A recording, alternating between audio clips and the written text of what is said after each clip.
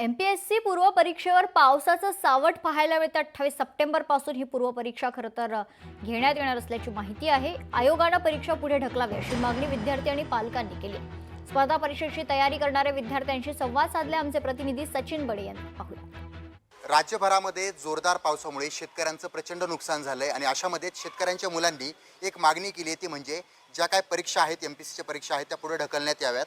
आता काय सांगाल, एकीकडे पूर्णपणे आपलं घर म्हणा आपलं शेत म्हणा पीक म्हणा पाण्यामध्ये आहे, अशामध्येच मागणी केली जाते की परीक्षा पुढे ढकलण्यात यावी। तुमची काय मागणी आहे? पावसाची परिस्थिती अतिप्रमाणात जास्त पाऊस झालेला आहे आणि या गोदावरीच्या पट्ट्यामधल्या भागामध्ये आम्ही येतो। आता आमच्या आजूबाजूच्या गावामधला जो संपर्क आहे तो रस्त्यांचा संपर्क तुटलेला आहे, त्यामुळं इतरत्र ठिकाणी जाण्यासाठी जो रस्ता वगैरे जो असेल तो मार्ग राहिलेला नाही। त्यामुळं आयोगाला एवढीच विनंती असेल की सरकारनं पण मध्यस्थी करून हा पेपर पुढे घालायला हवा।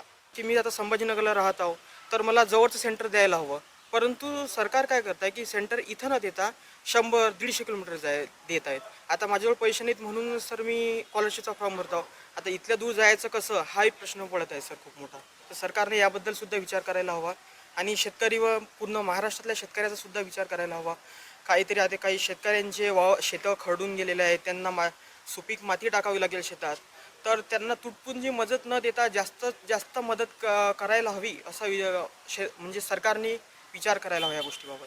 कुणालाच वाटत नाही की आपलं वय वाढत असताना आपल्या परीक्षा ह्या पुढे ढकलायला हव्यात किंवा स्थगित व्हायला हव्यात। मात्र हे मागणी करताय यामागं एक मोठं कारण आहे, ते म्हणजे एक पूर परिस्थिती निर्माण झालेली आहे। जोरदार पावसामुळे प्रचंड नुकसान झाले, त्यामुळे यांच्या मागणीकडे सरकारनं गांभीर्यानं पाहायला हवं, यांना एक संधी द्यायला हवी। कारण ही जर संधी दिली तर यांना या संकटातूनही सावरता येईल आणि स्वतःचं उज्ज्वल भविष्य घडवता येईल। सचिन बडे, लोकशाही मराठी, छत्रपती संभाजीनगर।